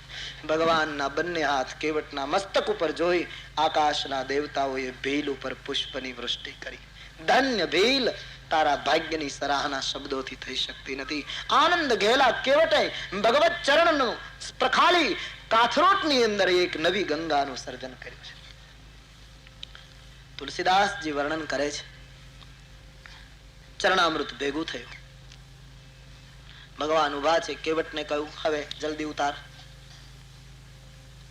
કેવટે બહુ સરસ દલીલ કરી, મહારાજ મારો નિયમ એવો છે કે લાઈનમાં જે પહેલા ઉભા હોય એને પહેલા ઉતારે. તમે તો પાછળથી આવ્યા છો, લાઈનમાં રહો, ક્રમમાં વારો આવશે. ભગવાન કહે, પણ લાઈનમાં અમે 3 જ છીએ, બીજું કોઈ છે જ નહીં, આમાં બીજું તો કોઈ દેખાતું નથી ને, અમે રઘુવંશી છીએ, કોઈની લાઈન તોડીને અમે આગળ જઈએ એવા મર્યાદાને તોડનારા માણસો નથી, કોઈ લાઈન તો છે જ નહીં. બોલે મહારાજ આપને દેખાતું નથી, બાકી મને દેખાય છે, આગળ ઘણી લાઈન છે. કેમ કે મારા પૂર્વજો લાઈનમાં તરવા માટે ક્યારના ઉભા છે, તમે તો પાછળથી આવ્યા, પેલા લાઈનમાં ઉભા એને તારી દો, પછી તમારો વારો ક્રમમાં આવશે. લખનજીએ કહ્યું, મહારાજ અહીંથી પાર ઉતરવું બહુ કઠિન છે. દેખાતી લાઈન હોય તો નક્કી થાય કે આટલા નીકળ્યા પછી જવે, હવે લાઈન જ દેખાતી નથી, આમાં કોણ જાણે કેટલા પૂર્વજો નીકળશે. કારણ કે સંખ્યાની ગણતરી હોય તો કમસે કમ સમય પણ નક્કી કરી શકાય કે હમણાં આટલા ગયા પછી આપણો વારો આવશે. ભગવાનને ઉભા રાખી દીધા છે. તુલસીદાસજી વર્ણન કરે છે, કેવટે ભગવાનને કહ્યું, મહારાજ થોડી વાર ઠહેર્યો. ચરણામૃતનું પાત્ર વડના પીપળના પાનનો દોનો બનાવી કેવટ પોતાના પરિવારને ચરણામૃત આપે છે. ભીલ સમાજ ભગવત ચરણામૃત પામે છે. લાઈનમાં બધા ઉભા છે. સીતાજીએ લક્ષ્મણજીને કહ્યું, લખન ભૈયા આપણે લાઈનમાં ઉભા રહીએ, નહીતર આ બધાને ચરણામૃત આપશે, આપણને નહીં આપે. અત્યારે પૂજારી એ છે, આપણે નથી. લક્ષ્મણજીએ કહ્યું, મારી ઈચ્છા તો થાય છે કે ચરણામૃત માટે લાઈનમાં રહું, પણ લાઈનમાં રહ્યા પછી હાથ લાંબો કરવો પડશે ને આપણે રઘુવંશી કોઈની પાસે હાથ લાંબો કરીએ. સીતાજીએ કહ્યું કે ભાઈ માંગવાની શરૂઆત જ ઉપરથી થઈ છે, હવે આપણને શું, ભગવાને નૌકા માંગી તો આપણે ચરણામૃત માંગી, કારણ કે શરૂ થઈ ગયું છે માંગવાનું, ઉપરથી શરૂઆત થઈ છે. લક્ષ્મણજીને વિચાર આવ્યો કે આમાં અક્કડ રહેવા જેવું નથી, નહીતર હું પ્રસાદ વગર રહી જઈશ. શ્રી સીતા અને લક્ષ્મણ લાઈનમાં ઉભા છે. ધન્ય છે એ ભીલના ભાગ્યને કે આજ રામચરણનો અધિકારી બની શ્રી સીતાને અને શ્રી લક્ષ્મણજીને ચરણામૃતનું દાન કરે છે. અકાલ મૃત્યુ હરણમ સર્વ વ્યાધિ વિનાશનમ મંત્રોચ્ચાર કરી શ્રી સીતા અને લક્ષ્મણજીએ ચરણામૃતનું પાન કર્યું. થોડું ચરણામૃત પોતે પીધું, થોડું પાત્રમાં રહેવા દીધું. ભગવાને કહ્યું, હવે બેસીએ નૌકામાં. બોલે મહારાજ થોડી વાર. શું? બોલે પ્રભુ તમે વશિષ્ઠજીની પાસે અભ્યાસ કરવા ગયેલા ને? હા. તો વશિષ્ઠજીએ તો તમને બધી વિદ્યા શીખવી હશે. બોલે હા, અલ્પકાલ સબ વિદ્યા પાય. તો પ્રભુ તમે તો કર્મકાંડ પણ શીખ્યા હશો ને? બોલે હા. તો તમે ક્ષત્રિય છો, તમારાથી કર્મકાંડ કરાવાય નહીં, પણ તમને આવડે તો ખરું ને? બોલે હા. તો મહારાજ એક અપવાદ તરીકે એક કામ કરો, આ પાત્રમાં જે જળ છે હું ને મારી પત્ની ખોબો ભરી ભરીને ગંગામાં રેડીએ, તમે લક્ષ્મણજી મારા પિતૃ તર્પણના મંત્રો બોલો. મહારાજ તમારી ચરણની જે ગંગા એ મારા પિતૃઓને તારી ન શકી, મારા પિતૃઓને તો આ ગંગા તારશે. અમે તર્પણ કરીએ પ્રભુ, અમે એટલા દીન, અમે એટલા ગરીબ, અમે એટલા હીન કે તમારું કોઈ ઋષિકુળ અમારા બાપ દાદાનું તર્પણ કરાવવા આવ્યું નહીં. અને મહારાજ અમારો બાપ પણ જો તું જ ગણાતો હોય, એક પિતા કે વિપુલ કુમારા, જો એમ ધર્મ ગ્રંથમાં કહેવાયું હોય કે એક જ બાપના અનેક દીકરા હોય, કોઈ ધનવંત શૂર, કોઈ દાતા, કોઈ ધનવાન હોય, કોઈ જ્ઞાની હોય, કોઈ શૂરવીર, પણ પિતા એક છે. આ વાક્ય જો સાચું હોય તો તું અમારો પિતા છે, અમારા પિતૃઓને નહીં તારે? કેવટ કે નયન પર ગઈ, પ્રભુ કો બહોત કરુણા આ ગઈ. ભગવાને કરુણાથી લક્ષ્મણને કહ્યું, લખન મંત્ર બોલ. રામ અને લક્ષ્મણ પિતૃ તર્પણના મંત્રો બોલે. અને કેવટ એના પિતૃઓનો ઉદ્ધાર કરે છે. માનસકાર કહે લાઈનમાં રહેલા વયોવૃદ્ધ પિતૃઓ જે વર્ષો પહેલા મૃત્યુ પામ્યા હતા એ બધાને તાર્યા અને પછી ભગવાનને તારવા માટે આ તૈયાર થયો. માનસકારને લીખી દિયા પદ પખારી જલપાન કરી આપ સહિત પરિવાર પિતર પાર કરી પ્રભુ હિ પુની અબ મુદિત ગયે ભૂલે પાર. પિતૃઓને તાર્યા અને પછી રામજીને કહ્યું પધારીએ નૌકામાં. શ્રી સીતાજીને પહેલા બેસાડ્યા, સ્વયં રામજી, પછી લક્ષ્મણ, ગુહ બધા નૌકારૂઢ થયા. નૌકાનું દોરડું છોડી અને કેવટ નૌકાને ગંગાના વહેણમાં સડસડાટ વહેતી મૂકે છે. ભગવાનના દર્શન કરતા ગંગા ધન્ય બને છે. સામે કિનારે નૌકા જ્યાં પહોંચવાની તૈયારી. કેવટે વિચાર કર્યો કે જલ્દી સામે કિનારે ઉતારીશ તો આમે એમને પોતાને તો ઉતાવળ છે જ, અને જલ્દી ઉતારી દઈશ તો તુરત જ ચાલવા માંડશે અને આ સામીપ્ય કંઈ વારંવાર ન મળે. જેટલો લાભ લઈ શકું એટલો મારો. એટલે કેવટે નૌકા સામે કિનારે પહોંચવાની તૈયારીમાં હતી એમાં એકદમ વાળીને પાછો આ કિનારે લાગ્યો. લક્ષ્મણજીનો મગજ ફરી એકવાર ગયો. લક્ષ્મણજીએ કહ્યું મહારાજ હવે હદ થાય, આ નાના માણસને વધારે પડતું પ્રોત્સાહન અપાઈ ગયું, વધારે હેરાન કરે. હવે શું કામ પાછો લઈ જાય? એને ખબર નથી આપણે ફરવા નથી નીકળે. ઘડી આમ શું કારણ છે? ભગવાને કહ્યું કઈ ભૂલી ગયો હશે કદાચ. પૂછ્યું કેવટ આમ કેમ નૌકા લઈ જાય? બોલે મહારાજ આપને તકલીફ શું છે? બોલે બીજું કઈ નહીં, મોડું થાય. બોલે પ્રભુ એક પ્રશ્ન પૂછું, આપને 14 વર્ષ વનમાં રહેવાનું કયા? તો એમાં કઈ તિથિ વાર જગ્યા નક્કી થઈ છે કે આ દિવસે આ જગ્યાએ પહોંચવું? બોલે ના, તો અઠવાડિયું અહીંયા થઈ જાય, એમાં ખોટું શું? નૌકા મારી ચલાવવી મારે, તમારે તો ખાલી આરામથી બેસવાનું છે અને ઉતરાઈનો પૈસો તો કઈ આપવાનો નથી. લક્ષ્મણે કહ્યું તું ઉતરાઈની વાત બંધ કરી દે, ત્યાં લેવામાં બાકી શું રાખ્યું? તારા બાપ દાદાનું તર્પણ કરાવી ગયો અમારા પાસે અને પાછો ઉતરાઈની યાદી આપે. લક્ષ્મણજી બાર બાર રોષ में आ जाते हैं. ભગવાન રામજીને કેવટ ઘડીવાર આમ 4-6 ચક્કર ખવડાવે છે. ઈશ્વર બિલકુલ નિખાલસ ભક્તને કેટલો આધીન થાય છે એની આ કથા છે. કેટલી આધીનતા કબૂલ કરે છે પ્રભુ. કેવટની હર ઈચ્છા પૂરી થાય છે. 4-5-6 ચક્કર ખવડાવ્યા તો ભગવાન કેવટને કહ્યું બીજું તો કઈ નહીં, અમને પડી જવાની બીક લાગે, અમે આ રીતે ટેવાયેલા નથી, અમને હવે કંટાળો આવે છે. અને કેવટે ભગવાનને વ્યંગ કર્યો કે મહારાજ 6 ફેરામાં તમે જો કંટાળી જતા હો તો તમે 84 લાખ ફેરા અમને ખવડાવ્યા, અમે કોઈ દિવસ કંટાળ્યા નહીં અને તમે આટલા જન્મ મરણના ચક્કરમાં અમે પડ્યા છતાં અમે ક્યારેય કંટાળતા નથી અને તમે કંટાળી ગયા. ભગવાને કહ્યું તારા આગળ મારું બહુ ઉપજે એવું નથી, પણ હવે કંટાળવાનો પ્રશ્ન નથી, અમે નૌકામાં બેસવા ટેવાયેલા નથી, અમને પડી જવાની બીક લાગે એમ કહ્યું. ત્યારે કેવટે ભગવાનને કહ્યું તો એક કામ કરો, મારો હાથ પકડી રાખો, હું એક હાથે નૌકા ચલાવીશ. લક્ષ્મણજી ભગવાનને કહ્યું મહારાજ એ ઠીક છે હાથ પકડી રાખવાનું કહે, પણ ડોલીએ છીએ આપણે, એને આપણો હાથ પકડવો જોઈએ, એને આપણને પકડી રાખવા જોઈએ, કારણ કે એ નિષ્ણાત છે. આપણે એનો હાથ પકડવાનો કેમ કહે? ભગવાને કહ્યું તારો હાથ હું પકડું એના કરતા તું મારો હાથ પકડ. બોલે નહીં મહારાજ એમાં ખતરો છે, તમારો હાથ હું પકડું ને પ્રભુ, ગમે તેમ તો હું જીવ છું, જીવનો શું ભરોસો? હાથ પકડું ખરો અને વળી સ્વાર્થ દેખાય તો હાથ છોડી પણ દઉં, પણ એના કરતા તમે મારો હાથ પકડો. તો મેં સાંભળ્યું છે કે રઘુવંશી જેનો હાથ પકડે છે એનો હાથ કોઈ દી મુકતા નથી. માટે મહારાજ હું પૂર્ણ સલામત થઈ જાઉં, તમે મારો હાથ પકડશો તો નૌકા પણ અલોલ બનશે અને મારી જીવન નૌકા પણ અલોલ બની જશે. બાદ મેં ચિત્તની નૌકા કભી ડોલેગી નહીં. પછી તો ન મેં દ્વેષ રાગવ ન મેં લોભ મોહ, મારી ચિત્તની નૌકા સ્થિર બની જશે. પ્રભુ આપ મારો હાથ પકડી રાખે. ભગવાન રામજીએ કેવટનો હાથ પકડ્યો. ફરી એકવાર દેવતાઓએ કેવટ ઉપર પુષ્પવૃષ્ટિ કરી. ગંગા સામે કિનારે, પછી તુરત જ કિનારે. આનો અર્થ એમ થાય ઈશ્વર હાથ પકડી લે પછી કિનારો જોઈ, बाद में कोई भटकेगा नहीं. जब ईश्वर ने हाथ थाम लिया, गंगा किनारे नौका किनारे पहुंची गई. तुलसीदास जी लखे છે ભગવાન રામ નૌકામાંથી નીચે ઉતર્યા.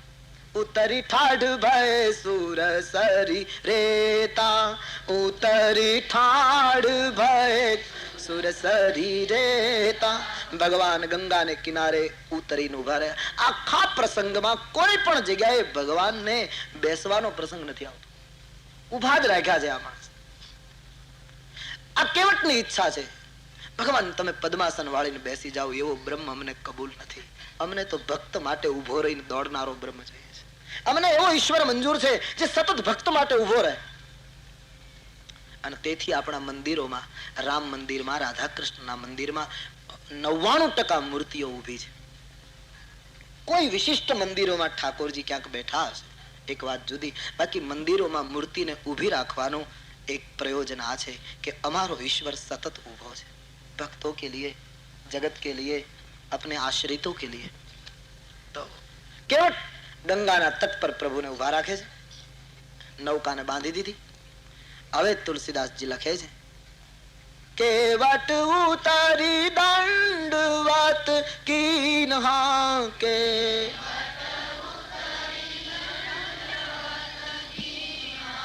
प्रभु सकुचै एहि कछु नहीं दीना, प्रभु सकुचै एहि कछु नहीं दी. કેવટે હવે ભગવાનને દંડવત કર્યા. ધ્યાન દો, પહેલા પગે નહોતો લાગ્યો, પહેલા ઉભોય નહોતો થતો. બધું કામ થઈ ગયા પછી પ્રભુના ચરણમાં દંડની જેમ પડી ગયો, લાકડીની જેમ પડી ગયો. દંડવત કોઈના ચરણમાં કરવું એનો અર્થ છે આધીનતા સ્વીકારી લેવી. કોઈને હાથ જોડીને વંદન કરો ઠીક છે, એ વ્યવહાર છે, અભિવાદન સ્વીકારો. કોઈના ચરણમાં મસ્તક નમાવો, વંદન કરો, એ અહંકારનું સમર્પણ છે. પણ ધર્મગ્રંથ કહે લાકડીની જેમ કોઈના પગમાં પડી જવું, એનો અર્થ એ થયો કે મારો સંપૂર્ણ અધિકાર હવે તમારા હાથમાં છે. પૂર્ણ આધીનતા દંડવતનો અર્થ છે. દંડવતમાં શરીરના બધા અંગો ધરતી ઉપર અડવા જોઈએ, 8 અંગ અડવા જોઈએ. સાષ્ટાંગમાં નિયમ છે. હાથ પણ પ્રભુને અર્પણ, આંખ પણ પ્રભુને અર્પણ, મસ્તિષ્ક પણ પ્રભુને અર્પણ, ચરણ પણ પ્રભુને અર્પણ. દંડવતની વ્યાખ્યા આગળ આવે છે. વાલ્મીકીજી ભગવાન રામજીને કહે છે, કર નિત કરહિ રામ પદ પૂજા. જેના હાથ રામની સેવા કર્યા કરે, જેના ચરણ રામના તીર્થોની યાત્રા કર્યા કરે, જેની જીભ રામના નામનો જપ કર્યા કરે, જેનું મસ્તક સંત અને ગુરુમાં નમ્યા કરે, આ વાસ્તવિક દંડવત છે, જેમાં બધા અંગો અર્પિત થાય. લાકડી પડે એમ પડી ગયો. ભગવાનને સંકોચ થયો, મેં આને કઈ આપવું નહીં. સામાન્ય માનવી આની નૌકામાં બેસતો હશે તો આને કંઈક આપતો હશે. ગરીબ માણસ છે, ભલે એની ઈચ્છા નથી, પણ મારે તો કંઈક આપવું જોઈએ. ભગવાનને સંકોચ થયો, હું શું આપું, આજ મારી પાસે કઈ નથી. કેવટને આપવા જેવું મારી પાસે કઈ નથી. સુગ્રીવ મળશે ત્યારે એને કદાચ હું કિષ્કિંધા આપી શકું, વિભીષણ મળશે તો એને હું લંકા આપી શકું, પણ આજ કેવટ તો એક એવો ભક્ત નીકળ્યો કે જેને બ્રહ્મ વિચારે હું કઈ આપી શકું એમ નથી. શું આપું, આમ વિચારતા હતા. સીતાજી પતિના મનોભાવ જાણી ગયા અને સીતાજીએ પોતાની આંગળીમાં સુવર્ણ મુદ્રિકા, જેમાં રામ નામ અંકિત, મણીથી જડીને રામ નામ લખેલું, આવી અતિ દિવ્ય મુદ્રિકા જાનકી આંગળીમાંથી કાઢી, રામજીના હાથમાં આપીને કહ્યું, મહારાજ આ રામ નામ અંકિત મુદ્રિકા જે મને અત્યંત પ્રિય છે, કેવટને આપી દો. સીતાજીની આંગળીમાંથી મુદ્રિકા નીકળી, રામજીના હાથમાં ગઈ. રામ કેવટને આપવા ગયા. કેવટે ભગવાનના ચરણ ધોયા ત્યારથી એની ઈચ્છા હતી, ચરણ ધોઈ લીધા, નૌકામાં બેસાડ્યા. હવે આ ચરણને અડવાનો ફરી વખત ક્યારે અવસર મળશે? કારણ કે એક વખત સ્પર્શ કર્યા પછી વારવાર ઈચ્છા થવાની. તો કેવટને ફરી વખત અવસર મળી ગયો એ ચરણે અડવાનો. જ્યારે ભગવાને કહ્યું ઉતરાય લે, લે એ વીંટી મુદ્રિકા. જ્યારે ભગવાન આપવા ગયા, બાબાજી लिख देते हैं, केवट को अवसर मिल गया. कहु कृपालु लेगु उतराई, कहु कृपालु लेगु. ભગવાને કહ્યું ઉતરાય લઈ લે, અને જ્યાં ભગવાન આપવા ગયા ત્યાં માણસને અવસર મળી ગયો. કેવટ ચરણ ગહે અકુલાઈ, કેવટ ચરણ ગહે અકુલાઈ. નાથ આજ મેં કાહન પાવાના, આજ મેં મીટે દોષ દુઃખ દારિદ દાવા.